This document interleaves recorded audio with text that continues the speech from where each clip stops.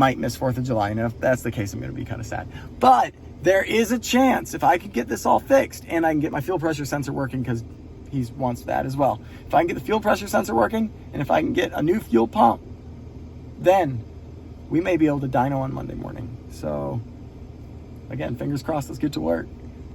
Today's just been fun. This truck's starting to overheat. I had to turn off my air conditioning.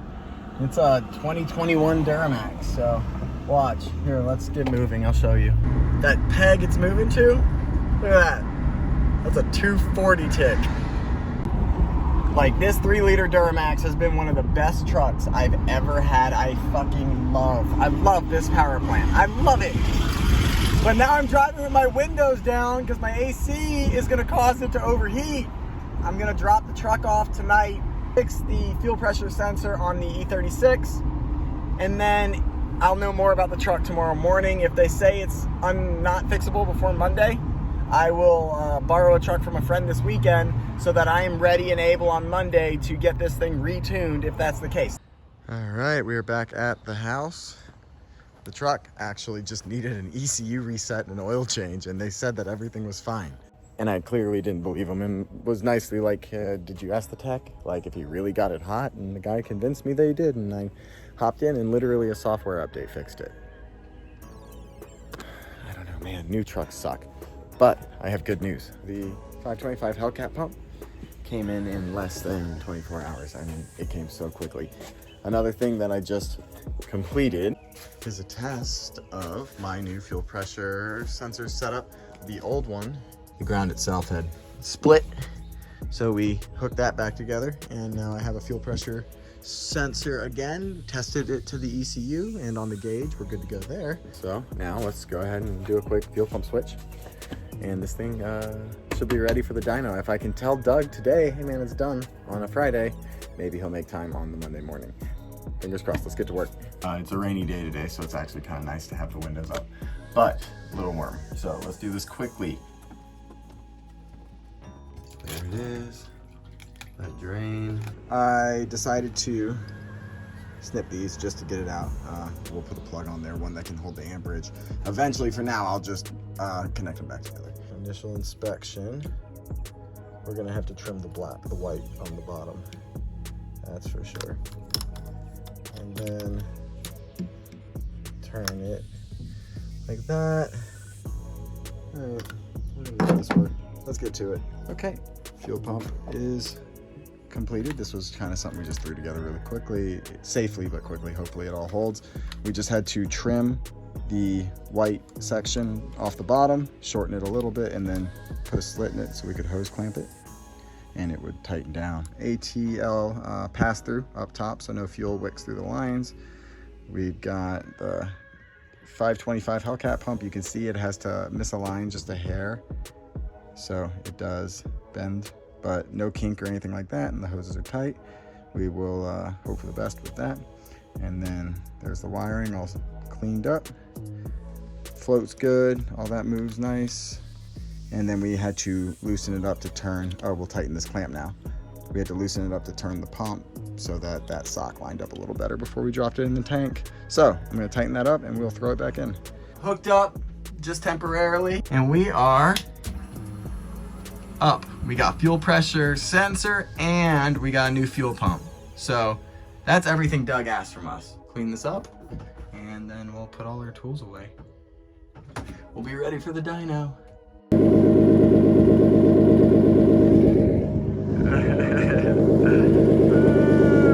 Why is it always James saving the day? It's always James, man. So we didn't hear back from Doug today. We really wanted to finish the tune with him, but we gotta do what we gotta do. So we're putting it on James's dyno, and then we have Charlie coming in, and we're going to make a safe map that looks good for the event, and we'll just run with less power. So I'm gonna go ahead and back it in here, and we'll take some video on the dyno. We'll get strapped up, we'll get it all warmed up. We gotta let the battery charge. I let the switch on and it died because I'm an idiot. A lot of little things. Thank you, James. Thank you, James. Well, Charlie's here.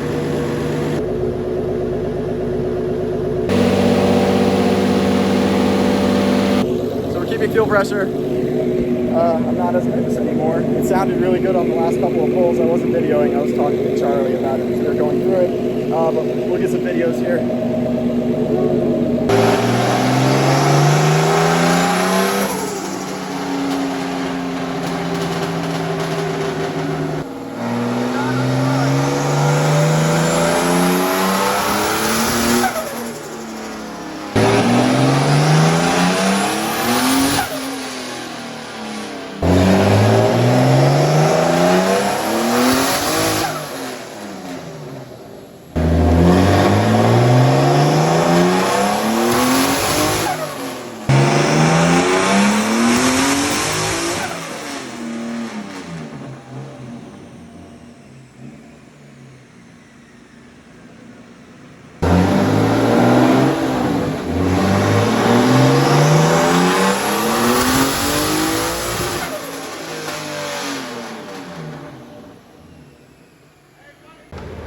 This power, though. I mean, you don't have to worry about dash 6 on ethanol until you're Push the O-rings.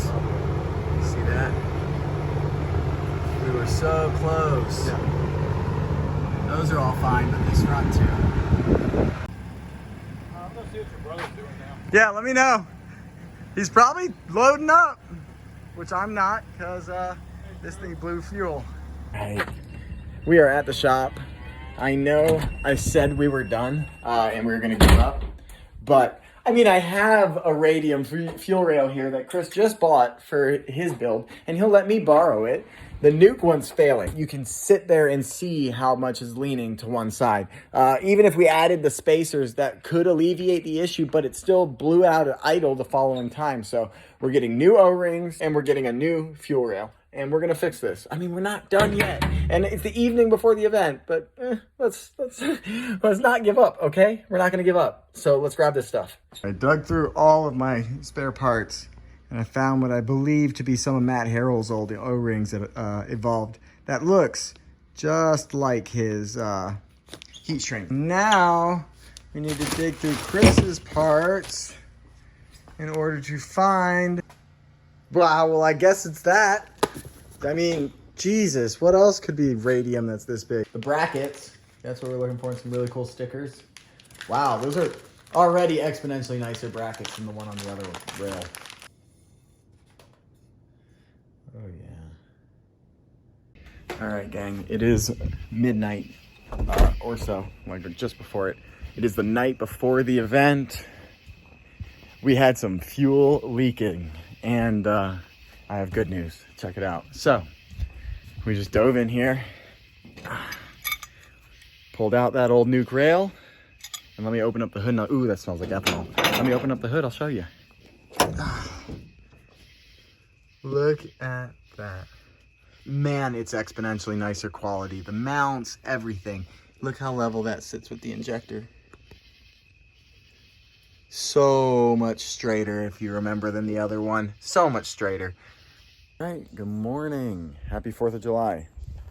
It is time to go drifting, or go testing, I guess, which is how I need to look at it today, because this isn't the kind of event where I'm going to go hit 30 laps and overheat the car and just have fun with my guys. Like, I need to be careful. I need to do testing. This is break-in, genuinely. This is a break-in event. You know, this is test and tune.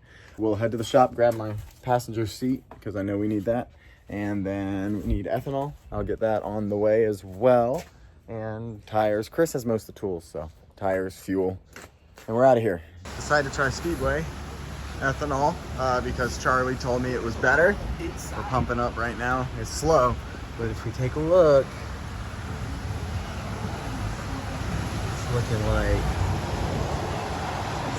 right at E85. Just under it, like E82. I got the passenger seats bagged up, skirts are tied on. We're running behind, guys. All right, we made it. We're in the overflow lot because we got here late, as you can see. The car's idling. I'm about to get it off the trailer, and then I'll drive it up and park it with Chris and them.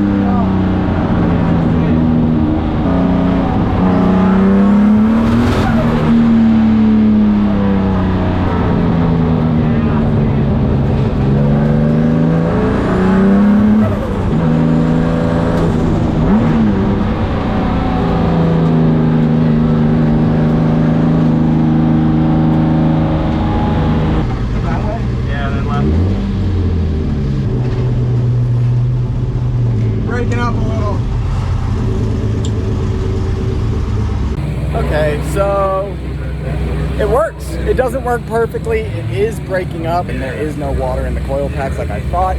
I had originally cleaned out 6, thinking that was the issue, but we're still just breaking up just a little too much.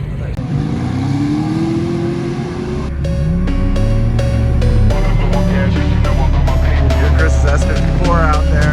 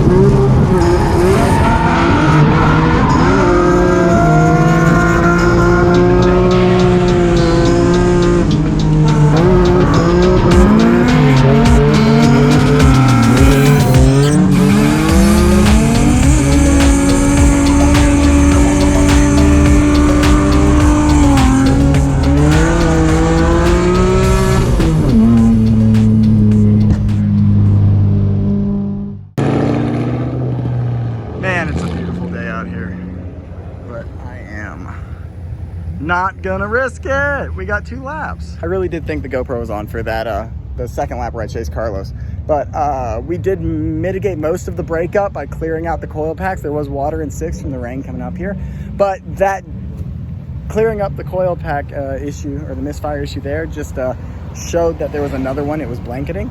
Look, we had a great time. We did laps at AMP. The elevation change was awesome. It's on to the next one. It's time to take this back to DBW tomorrow, or actually it might be Tuesday, and we will get it tuned and we'll be back. Next event will be SGMP, or we'll do CMP, but either way, I'll keep you guys posted along the way.